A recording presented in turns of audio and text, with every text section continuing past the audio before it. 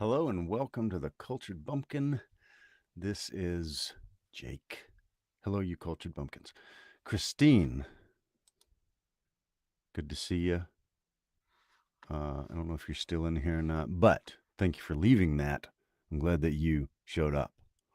Maybe we'll see you back in here. So tonight we are picking back up with, I believe it's chapter 17. Let me double check. Last night we did 4 chapters, I believe.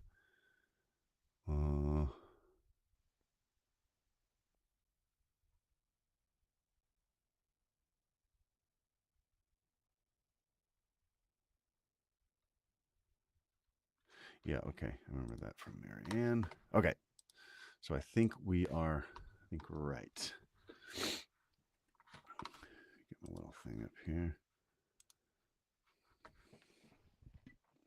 All right, let's get started. Chapter 17. Mrs. Dashwood was surprised only for a moment at seeing. Man, 2 mistakes in the first line. Mrs. Dashwood was surprised only for a moment at seeing him, for his coming to Barton was, in her opinion, of all things the most natural. Her joy and expression of regard long outlived her wonder. He received the kindest welcome from her, and shyness, coldness, reserve could not stand against such a reception. They had begun to fail him before he entered the house, and they were quite overcome by the captivating manners of Mrs. Dashwood.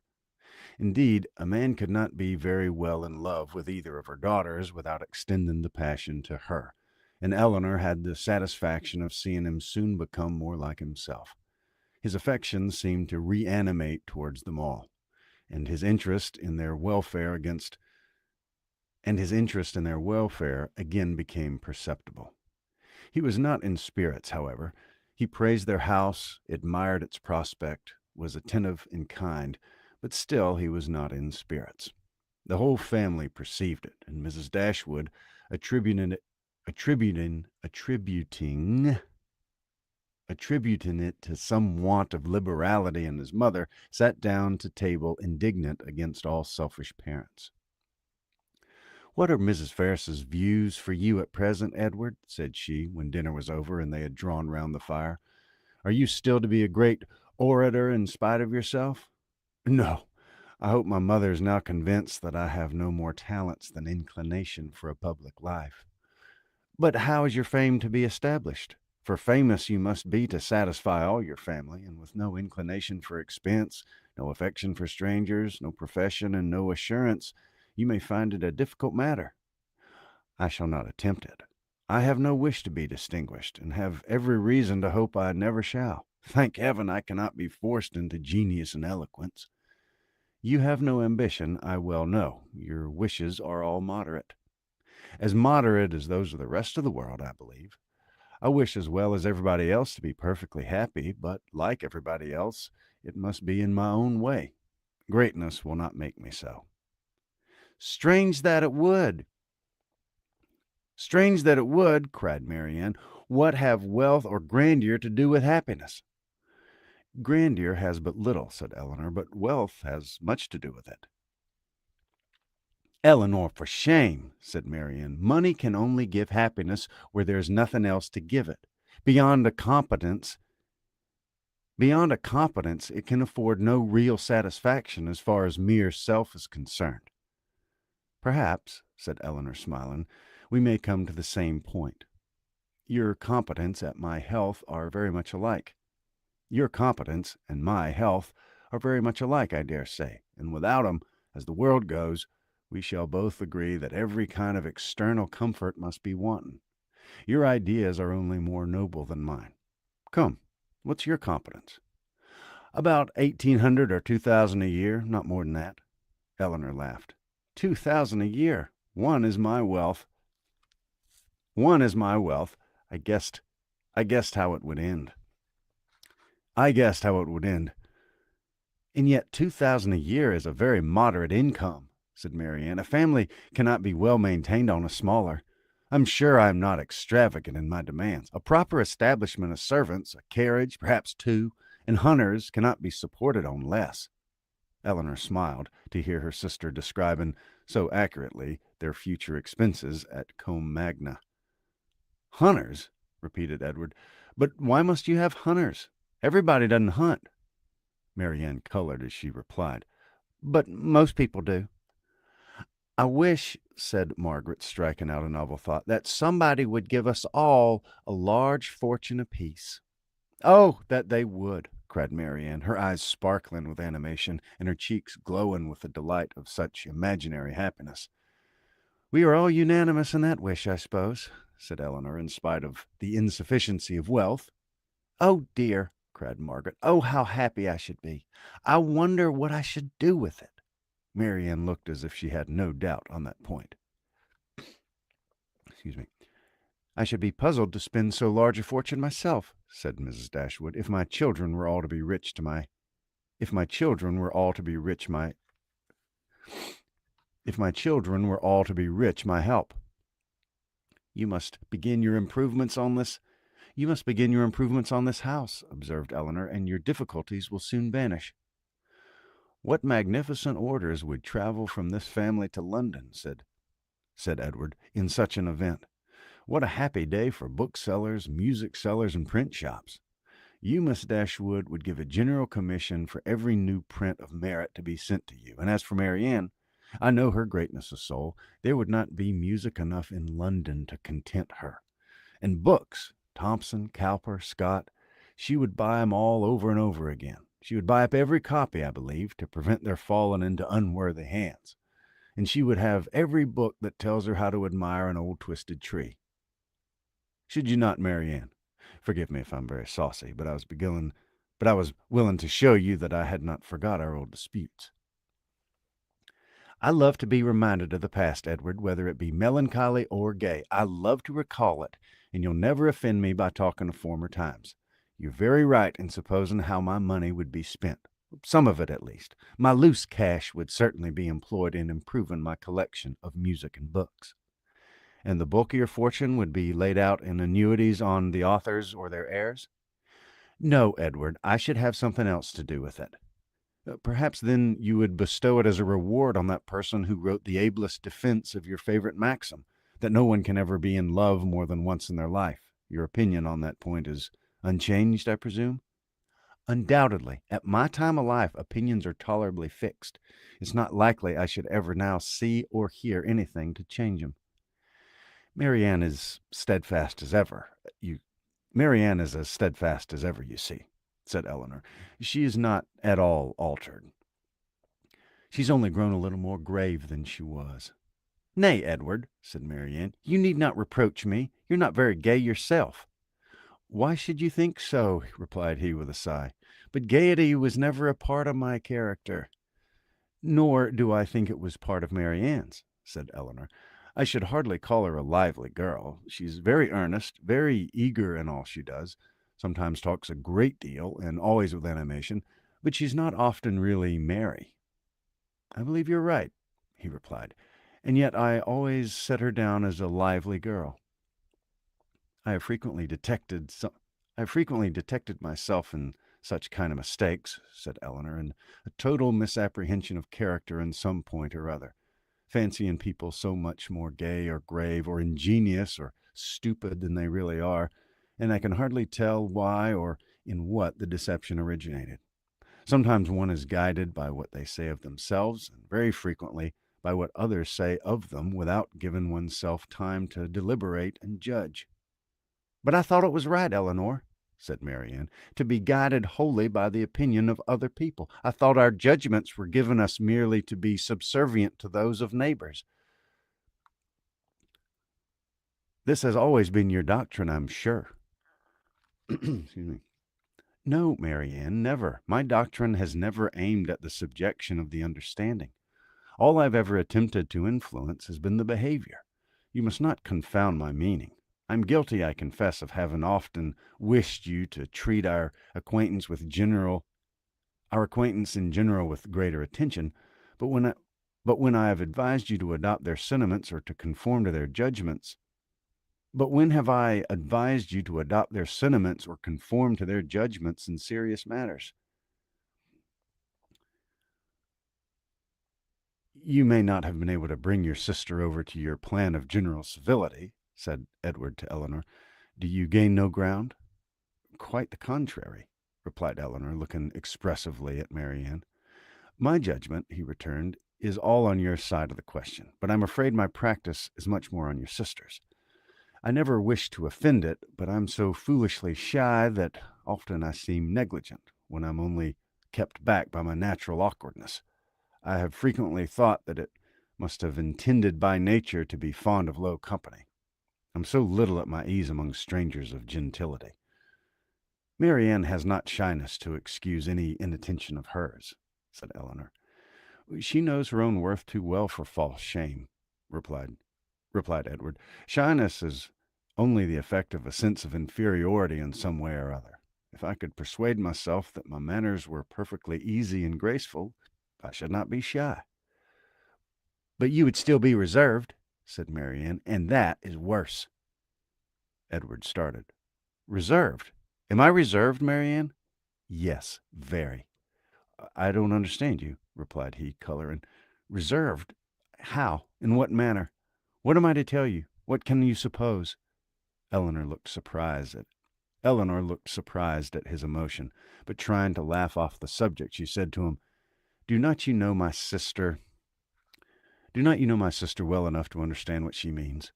Do not you know she calls everyone reserved who does not talk as fast and admire what she admires as rapturously as herself?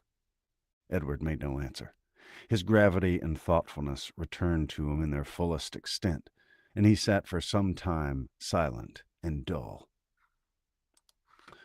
That was chapter 17. Quick water break. How's everybody doing tonight? Hope you're doing well. If you have not subscribed, I hope that you will. We do this stuff most nights of the week at 9 Central Time. I'll be adding a daytime reading as well. Not for this book, but for another one, Connecticut Yankee in King Arthur's Court. And yeah, I think you'll like it. And then the finished audiobooks are on the playlist.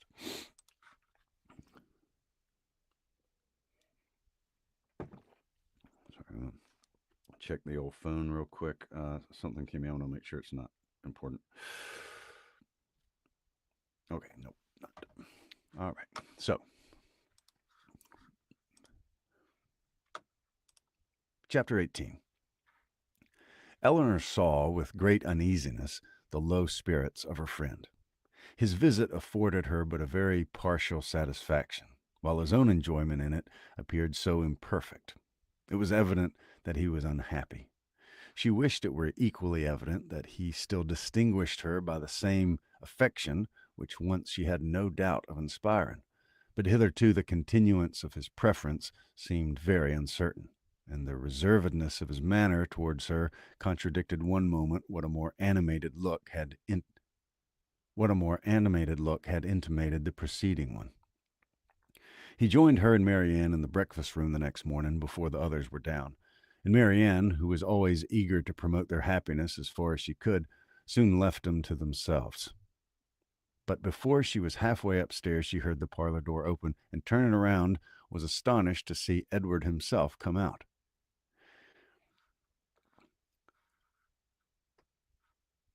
I'm going into the village to see my horses, said he, and as you're not ready for breakfast, as you're not yet ready for breakfast, I shall be back again presently. Edward returned to him with fresh admiration of the surrounding country. In his walk to the village, he had seen many parts of the valley to advantage, and the village itself, in a much higher situation than the cottage, afforded a general view of the whole, which had exceedingly pleased him. This was a subject which ensured Marianne's attention, and she was beginning to describe her own admiration of these scenes, and to question him more minutely on the objects that had particularly struck him, when Edward interrupted her by saying, You must not inquire too far, Marianne. Remember, I have no knowledge in the picturesque, and I shall offend you by my ignorance and want of taste if we come to particulars. I shall call hills steep, which ought to be bold, surfaces strange and uncouth, which ought to be irregular and rugged, and distant objects out of sight, which ought only to be indistinct through the soft medium of a hazy atmosphere. You must be satisfied with such admiration as I can honestly give. I call it a very fine country. The hills are steep, the woods seem full of fine timber, and the valley looks comfortable and snug, with rich meadows and several neat farmhouses scattered here and there. It exactly answers my idea of a fine country because it unites beauty with utility, and I dare say it's a picturesque one too, because you admire it. I can easily believe it to be full of rocks and promontories, gray moss and brushwood, but these are all lost on me. I know nothing of the picturesque. I'm afraid it's I'm afraid it's but too true, said Marianne. But why should you boast of it? I suspect, said Eleanor, that to avoid one kind of affectation, Edward here falls into another, because he believes many people pretend to more admiration of the beauties of nature than they really feel, and is disgusted with such pretensions. He affects greater indifference and less discrimination in viewing them himself than he possesses. He is fastidious, and it will have an affectation of his own. It's very true, said Marianne, that admiration of landscape scenery has become a mere jargon. Everybody pretends to feel and tries to describe with the taste and elegance of him who first defined what picturesque beauty was. I detest jargon of every kind, and sometimes I've kept my feelings to myself because I could find no language to describe them, in but what was worn and hackneyed out of all sense and meaning. I'm convinced, said Edward, that you ought to feel that you really should that you really feel all the delight in a fine prospect which you profess to feel. But in return, your sister must allow me to feel no more than I possess. Your sister must allow me to feel no more than I profess. I like a fine prospect, but not on picturesque principles. I do not like crooked, twisted, blasted trees. I admire them much more if they're tall, straight, and flourishing. I do not like ruined, tattered cottages. I am not fond of nettles or thistles or heath blossoms. I have more pleasure in a snug farmhouse than a watchtower, and a troop of tidy, happy villages please me better than the finest banditti in the world. Marianne looked with amazement at Edward, with compassion at her sister. Eleanor only laughed. The subject was continued no farther, and Marianne remained thoughtfully silent till a new object suddenly engaged her attention. She was sitting by Edward and taking in his tea from Mrs. Dashwood. His hand passed so directly before as to make a ring with a plait of hair in the center very conspicuous on one of his fingers. I never saw you wear a ring before, Edward, she cried. Is that Fanny's hair? I remember her promising to give you some, but I should have thought her hair had been darker. Marianne spoke inconsiderately what she really felt, but when she saw how much she had pained Edward, her own vexation at her want of thought could not be surpassed by his. He colored very deeply, and given a momentary glance at Eleanor, replied, Yes, it's my sister's hair. The satin always casts a different shade on it, you know. Eleanor had met his eye and looked conscious likewise. That the hair was her own, she instantaneously felt as well satisfied as Marianne. The only difference in their conclusion was that what Marianne considered as a free gift from her sister, Eleanor was conscious must have been procured by some theft or contrivance unknown to herself. She was not in a humor, however, to regard it as an affront, and affecting to take no notice of what had passed. By instantly talking of something else, she internally resolved henceforth to catch every opportunity of eyeing the hair and of satisfying herself beyond all doubt that it was exactly the shade of her own. Edward's embarrassment lasted some time, and it ended in an absence of mind still more settled. He was particularly grave the whole morning. Marianne severely censured herself for what she had said, but her own forgiveness might have been more speedy had she known how little offense it had given her sister. Quick water break.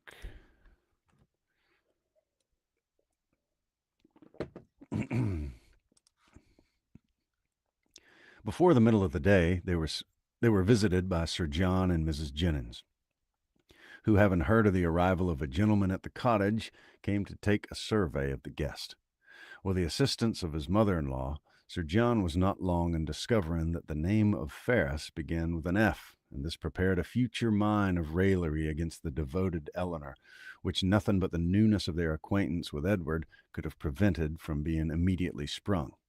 But, as it was, she only learned from some very significant looks how far their penetration, founded on Margaret's instructions, extended. Sir John never came to the Dashwoods without either inviting them to dine at the park the next day or to drink tea with them that evening. On the present occasion, for the better entertainment of their visitor, towards whose amusement he felt himself bound to contribute, he wished to engage them for both. "You must drink tea with us tonight," said he, "for we shall be quite alone, and tomorrow you must absolutely dine with us, for we shall have a large party." Mrs. Jennings forced the necessity. "And who knows but you may raise a dance," said she, "and that'll tempt you, Miss Marianne." "A dance?" cried Marianne. "Impossible! Who's to dance?" "Who? Why, yourselves and the Careys and Whittakers, to be sure. What, you thought nobody could dance because a certain person that shall be nameless is gone?" "I wish with all my soul," cried Sir John, "that Willoughby were among us again." This, and Marianne's blushing, gave new suspicions to Edward. "And who is Willoughby?" said he in a low voice to Miss Dashwood, by whom he was sitting. She gave him a brief reply. Marianne's countenance was more communicative.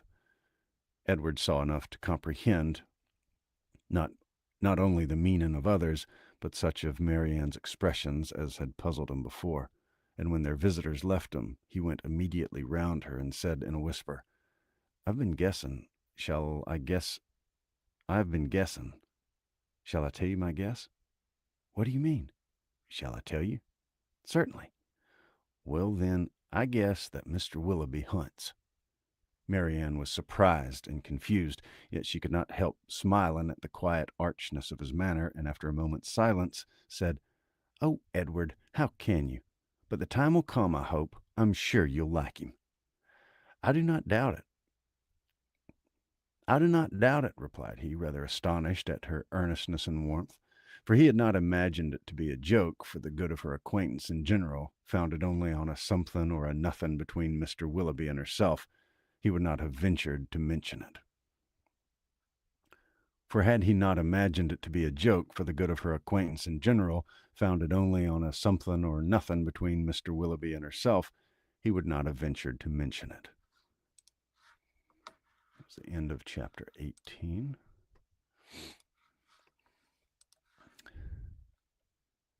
Chapter 19. Edward remained a week at the cottage.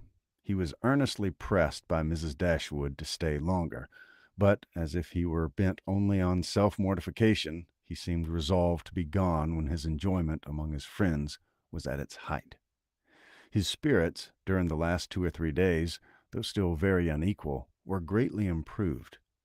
He grew more and more partial to the house and the environs, never spoke of going away without a sigh, declared his time to be wholly disengaged, even doubted to what place he should go when he left him, but still, go he must.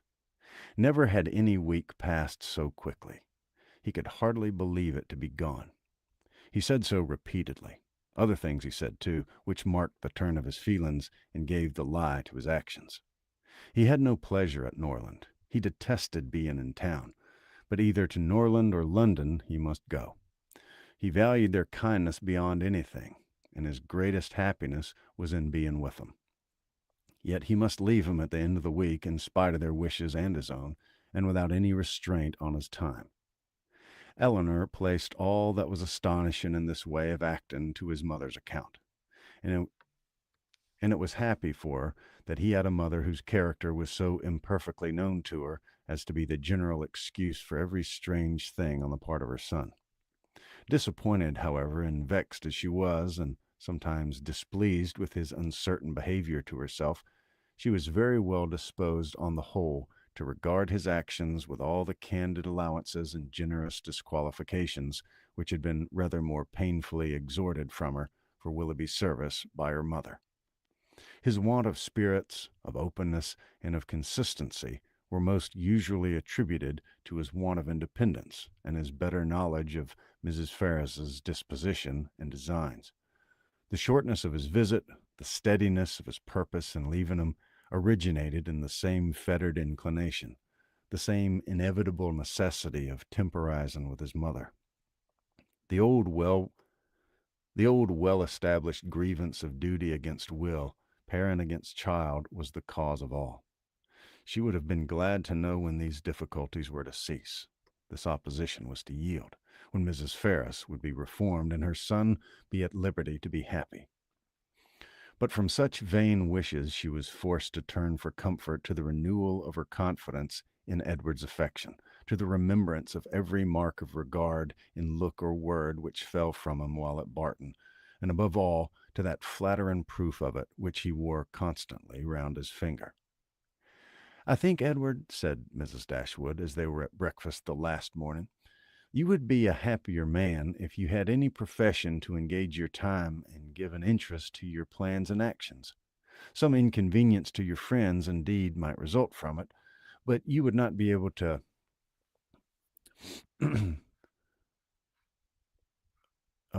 indeed might result from it. You would not be able to give them so much of your time. But," with a smile, "you would be materially benefited in one particular at least. You would know where you would know where to go when you left them."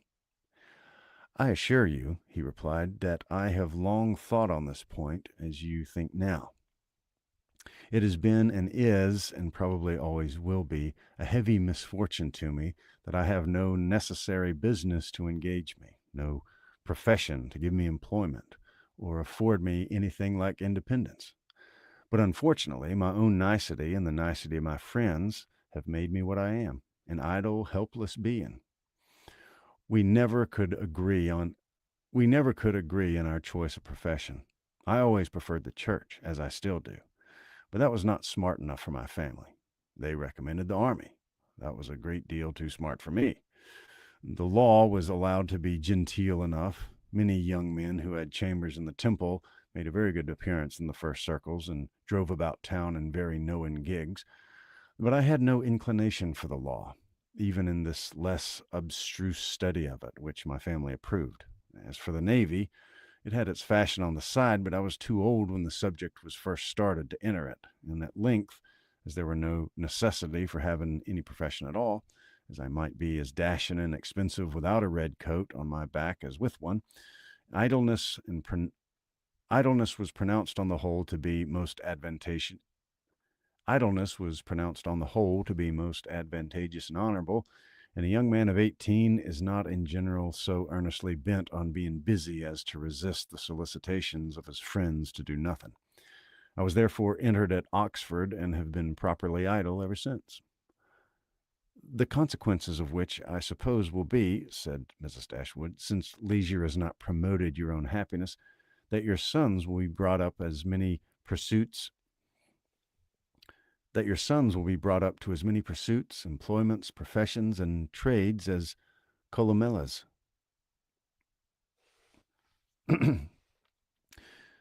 "They will all be brought up," said he in a serious accent, "to be as unlike myself as possible, in feeling, in action, in condition, in everything. Come, come, this is all an effusion of immediate want of spirits, Edward. You are in a melancholy humor and fancy that any one like yourself must be happy. But remember that pain of parting from friends will be felt by everybody at times, whatever be their education or state. Know your own happiness. You want nothing but patience, or give it a more fascinating name, call it hope.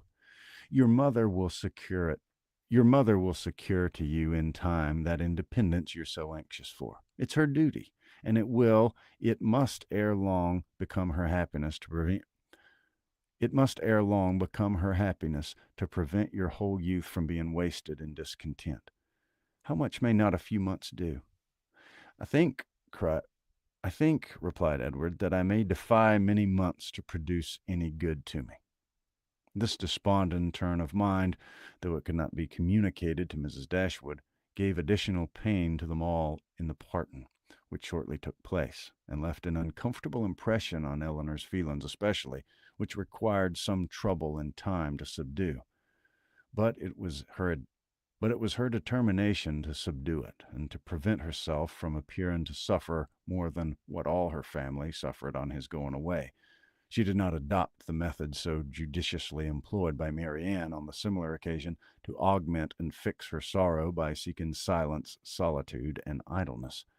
Their means were as different as their objects, and equally suited to the advancement of each. Elinor sat down to her drawing table as soon as he was out of the house, busily employed herself the whole day, neither sought nor avoided the mention of his name, appeared to interest herself almost as much as ever in the general concerns of the family, and if by this conduct she did not lessen her own grief, it was at least prevented from unnecessary increase, and her mother and sisters were spared much solicitude on her account. It's kind of a longer one.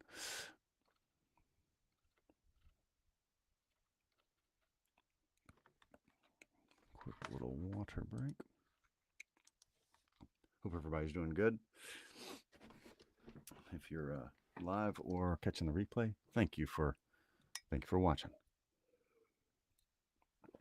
This is the live version, obviously, but the finished ones will be up under the full audiobooks playlist. I got Pride and Prejudice is up there, Persuasion, Anne of Green Gables, Call of the Wild, Christmas Carol, and then adding to it often.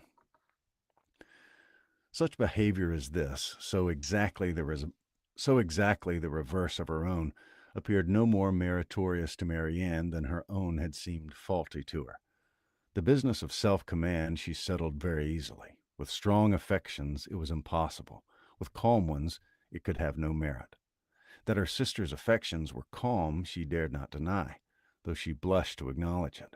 And of the strength of her own, she gave a very striking proof, by still loving and respecting that sister in spite of this mortifying conviction.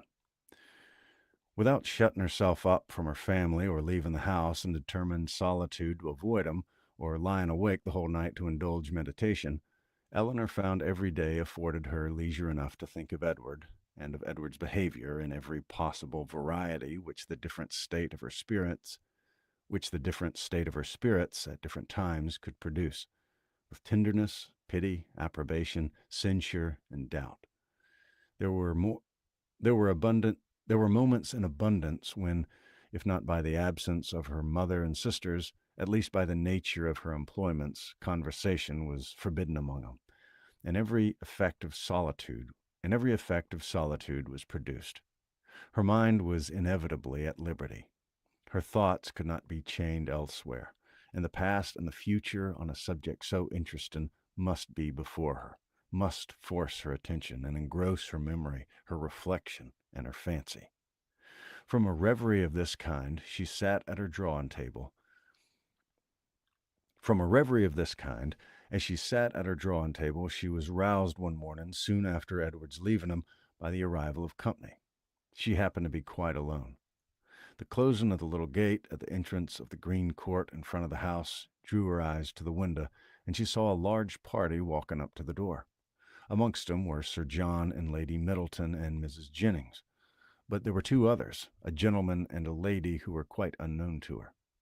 She was sitting near the window, and as soon as Sir John perceived her, he left the rest of the party to the ceremony of knocking at the door, and stepping across the turf, obliged her to open the casement to speak to him, though the space was so short between the door and the window as to make it hardly possible to speak at one without being heard at the other.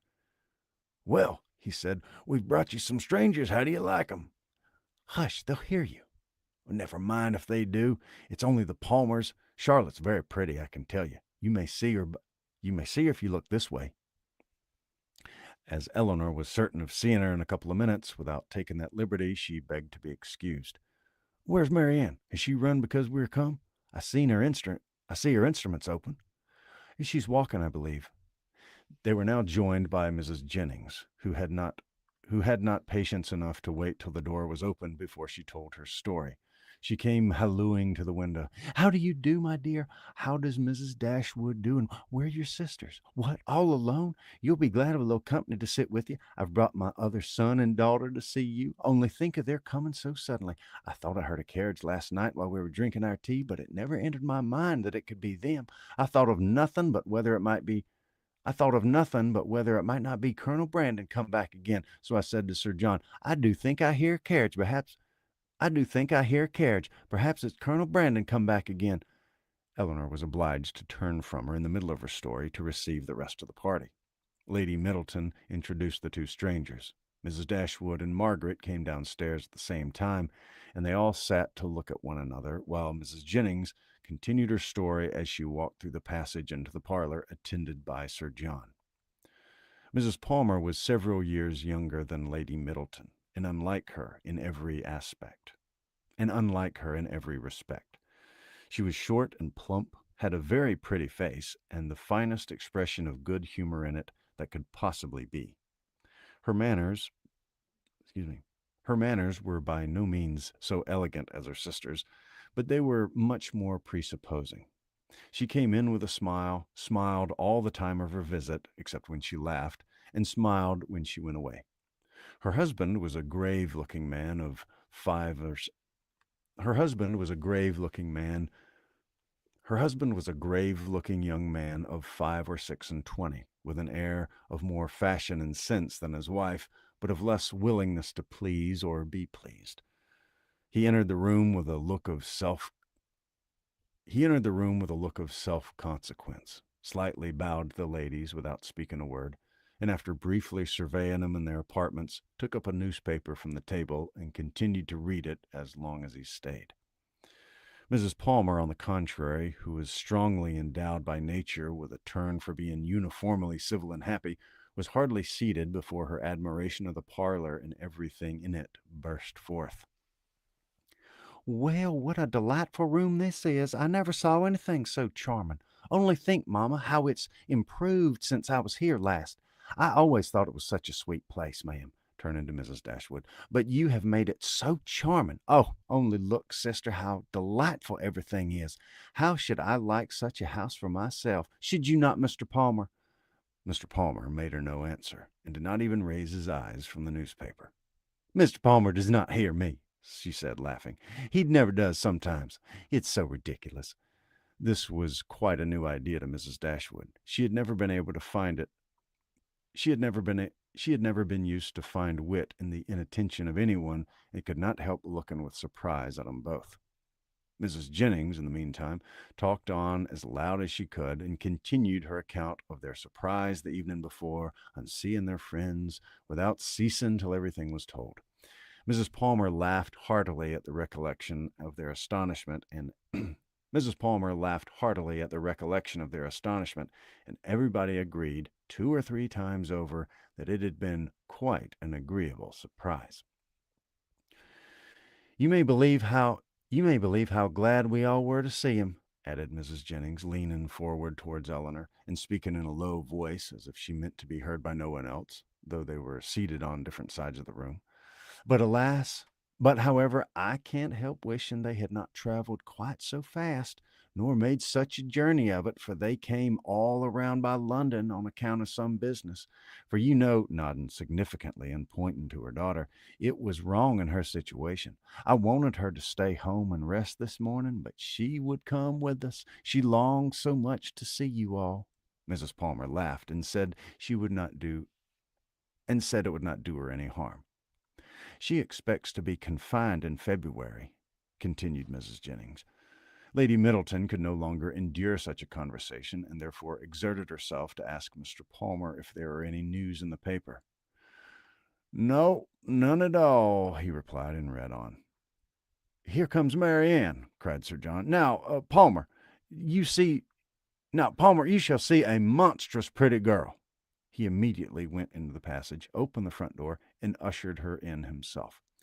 Mrs. Jennings asked her, as soon as she appeared, if she had not been to Allenham, and Mrs. Palmer laughed so heartily at the question as to show she understood it.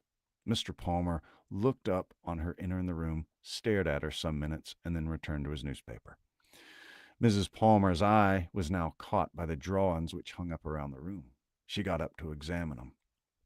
Oh dear, how beautiful they are! Well, how delightful! But do not look, Mamma. Do but look, Mamma, how sweet! I declare they are charming. I wish I could look at 'em forever. And then sitting down again, she very soon forgot that there were any such things in the room. When Lady Middleton rose to go away, Mr. Palmer rose also, laid down the newspaper, stretched himself, and looked at 'em all around. My love, have you been asleep? Said his wife, laughing.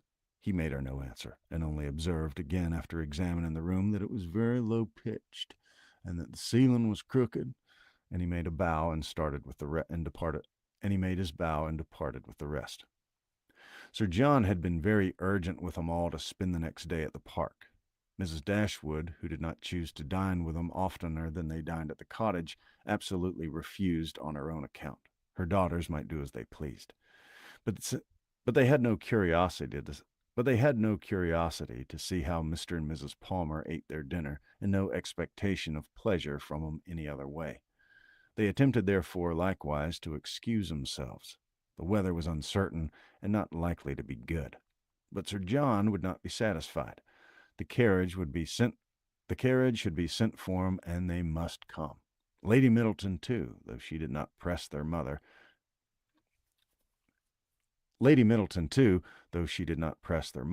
pressed them. Mrs. Jennings and Mrs. Palmer joined their entreaties. All seemed equally anxious to avoid a family party, and the young ladies were obliged to yield. Why should they ask us? Said Marianne as soon as they were gone. The rent of this cottage is said to be low, but we have it on very hard terms. If we're to dine at the park whenever anyone is staying either with them, but we have it on very hard terms if we're to dine at the park whenever anyone is staying either with them or with us. They can mean no less to be civil and kind to us now, said Eleanor, by these frequent invitations than by those which we had received from them a few weeks ago. The alteration is not in them, if their parties are grown tedious and dull. We must look for change elsewhere. I think that was Mr. Palmer was played by Hugh Laurie, I think, in the 1990s movie with Emma Thompson and Kate Winslet and Hugh Grant. I think that was not right. That was Hugh Laurie. That he was just funny. I watched the movie before I read the book, so I always think of Mr. Palmer as Hugh Laurie. Anyway, that was 3 chapters. Excuse me. 17, 18, 19. Is that right? Yeah. And so, yeah, we'll pick back up tomorrow evening at 9. Hope you enjoyed that. Thank you for watching. Please subscribe if you haven't. Please like the video if you haven't. And thank you very much for watching. I always enjoy spending time with other Austen fans and such. And hope to see you soon.